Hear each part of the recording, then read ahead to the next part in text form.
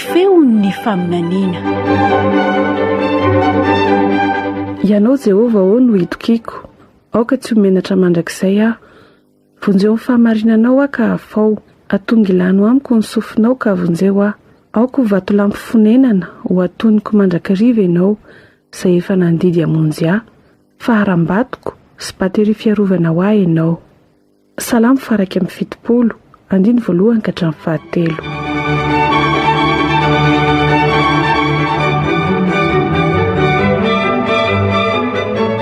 Miarabanao am-pifaliana ny avanao amin'ny fiangonana Adventiste ny andro 7 izay manolotra izao fandaharan'izao. Izara roa ny fotoana iarahantsika eto. Torohevitra ho an'ny fianakaviana ny tapany voalohany. Ho fantarina ny mahasarobidy ny fiarahan'ny fianakaviana misakafo eo amin'ny latabatra iray. Dinika ara-tsoratra masina ny tapany faharoa.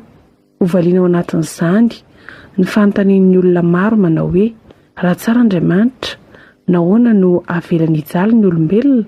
Indro aloha iraray atolotra anao am-pitiavana alohan'ireo rehetra ireo.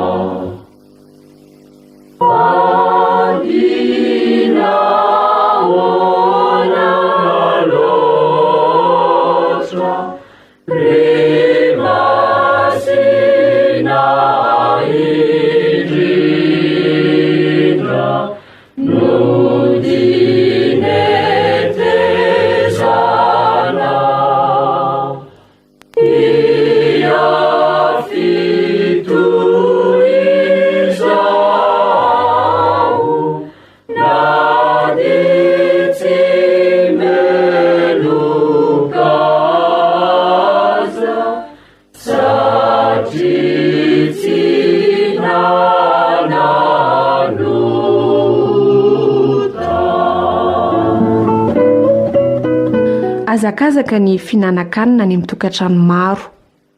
Tokony ho fety kely atao am-pilaminana nefa ny fiaraha-misakafo. Manome tombam-bidy ara-panabeazana lehibe ny latabatry ny fianakaviana. Fitsipika, fifehezan-tena, fahalalam-pomba, fialana voly, fifanankalozan-kevitra. Manome fiaonana manana tombam-bidy manokana ao anatin'ny fifankatiavana, ny fahatoniana sy ny fahazonaina ny fiaraha-misakafo. Sarotra ny mahita fotoana toy izany ao anatin'ny andro iray. Maro ny fiaonan'ny mpinamana sy ny mpitondra fanjakana no tonga eo amin'ny faratampony eo amin'ny latabatra isakafoanana. Io toerana io no fomba tsara anaovana fifanankalozan-kevitra, manandratra sy manabe ny mpandray anjara rehetra. Ialao ny miresaka ia olana arabola na zava-manahirana hafa. Hofitinina ny resaka amin'ny fanomezana anao fitsipika 7 ahatonga ny fiaraha-misakafo ny fianakaviana ho fotoana mahafinaritra.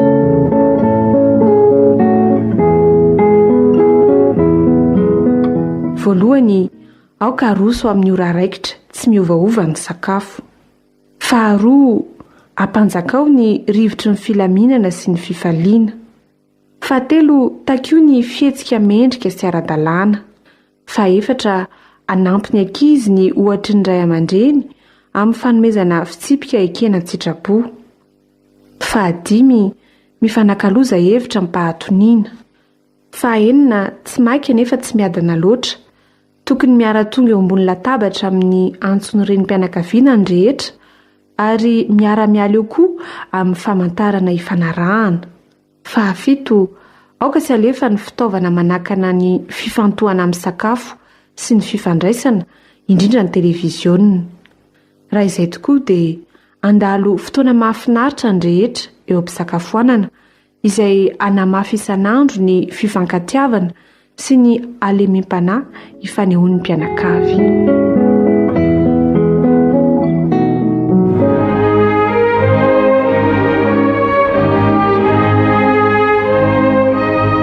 Ry-piainy malala, anisan'ny antony tsy hinon'ny olona an'Andriamanitra ny fahoriana sy ny fijalian'ny olombelona eto ambonin'ny tany.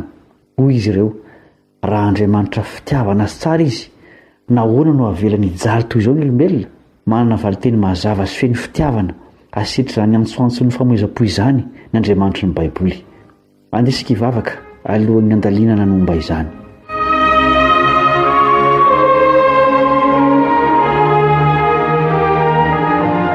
Rainay masina an-danitro, hikatsaka ny antony fijaliana sy ny vahaolana avy aminao izahay. Koa amin'ny Tompo ary ampio izahay andray ny fahazavana avy eo amin'ny teninao. Amin'ny anaran'i Jesosy. Amen.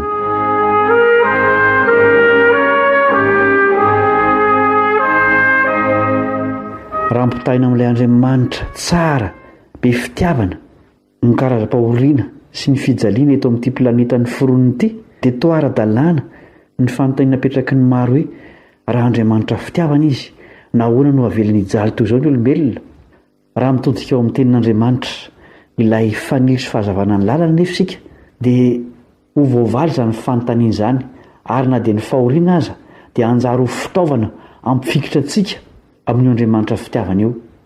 Alan'i Jesosy sarina amin'ny alalan'ny fanoharana ny marina momba ny fahoriana. Andiovaka itsika izany fanoharana izany. Matteo 17:7-20 Matteo 17:7-20 Ary nanao fanoharana hafa koa taminy izy ka nanao hoe, ny fanjakan'ny lanitra dia tahaka ny lehilahy anankiray izay namafy voatsara tany an-tanimbariny. Fa raha natory ny olona dia avy ny fahavalony ka namafy voatsiparifary teny amin'ny vary dia lasa nandeha. Ary rehefa naniry ny vary ka niteraka dia niposaka koa ny tsiparifary. Dia avy ny mpanompon-dra lehilahy ka nanao taminy hoe, Tompoko, tsy voatsara va ny nafafinao tany an-tanimbarinao, koa avy taiza kosa ny tsiparifary? Dia hoy taminy, fahavalony nanao izany. Ary ny mpanompony nanao taminy hoe, koa tianao va handehananay hanongotra sy hanangona azy? Fa hoy izy, tsia, fa andrao raha manongotra ny tsiparifary ianareo dia ongotanareo miaraka aminy koa ny vary. Aoka ihany ara-maniry izy roa ambara-piavin'ny fararano, ary amin'ny fararano dia lazaiko amin'ny mpijinja hoe, angony aloha ny tsiparifary ka ataovy amboarany mba hodorana, fa ny vary dia tao mihoany an-tsopotro. Liana te halala ny hevitra io fanoharana io ny mpianatra Jesosy, ka dia nomeny azy ireo sy ho antsika ihany koa ny heviny. Andiny ny 7:30 ka hatramin'ny 7:70. Matteo 7:70, andiny 7:70 ka hatramin'ny 7:70. Ary namaly izy ka nanao hoe, ny mpamafy ny voatsara dia ny zanak'olona. Ny tanimbary dia izao tontolo izao, ny voatsara dia ny zanaky ny fanjakana, ny tsiparifary dia ny zanak'ilay ratsy. Ny fahavalo izay namafy izany dia ny devoly, ny fararano dia ny fahatapiran'izao tontolo izao, ary ny mpijinja dia anjely.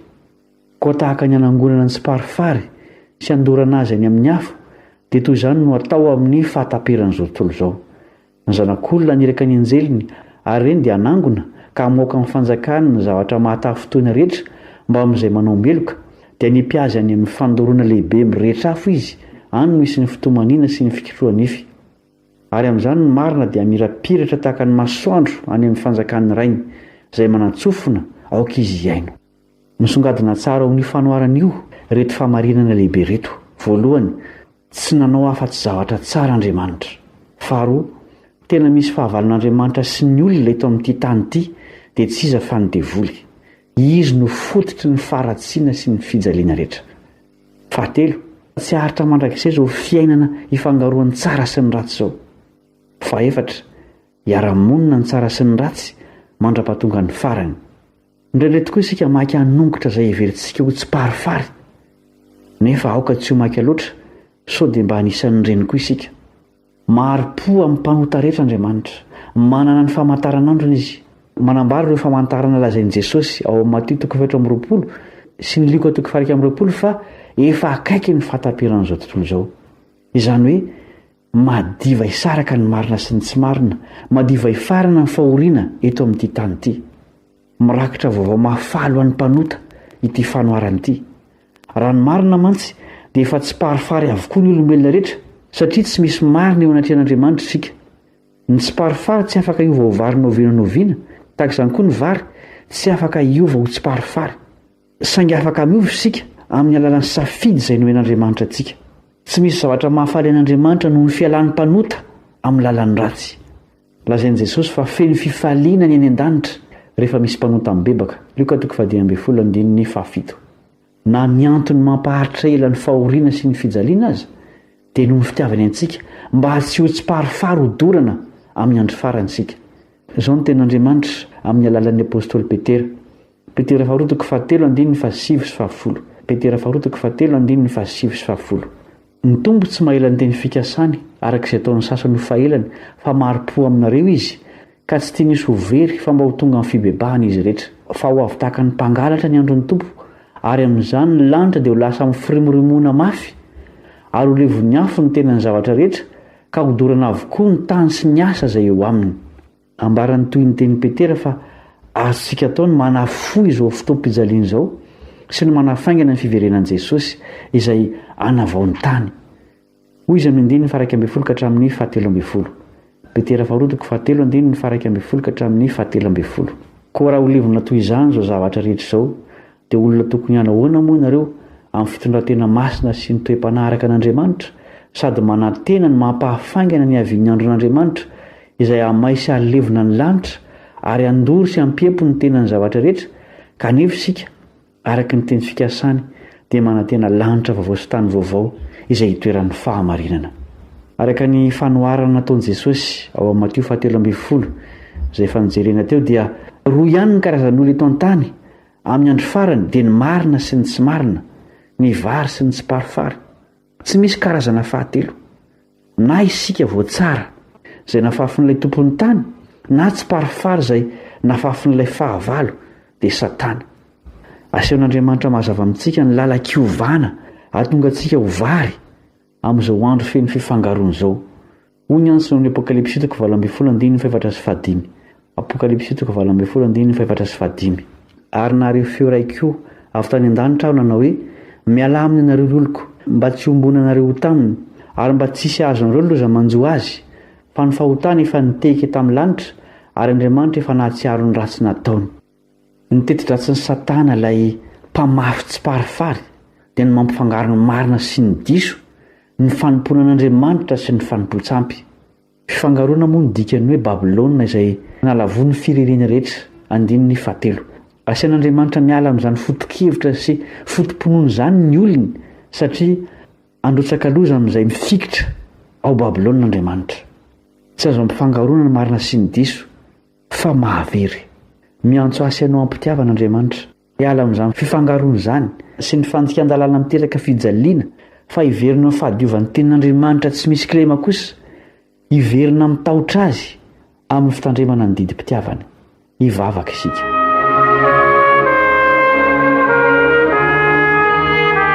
Rainay izay ny an-danitra misaotra satria voatsara ny nafafinao teto amin'ity tany ity, ary tsy ianao no namafy tsy parifary fa ilay fahavalo nanao izany. Tsy ny forononao hijaly ny olombelona, fa i Satana ny tompona andraikitry ny fijaliana. Misaotra raha eo satria ho farananao tsy ho ela izao fahoriana izao. Ampio izahay hamaly ny antsonao hiova ho voatsara mba ho anisan'ireo angoninao ao an-tsopotrao amin'ny fiverenan'i Jesosy eny amin'ny raony lanitra. Arovy amin'ny foto-kivotra sy fotom-pinoana mampifangaro ny marina sy ny diso izahay, fa ampio ho tian'ny fahamarinana tsy misy fangarona sy tsy misy kilema ao amin'ny teninao. Amin'ny anaran'i Jesosy no angatahanay izany vavaka izany. Amen.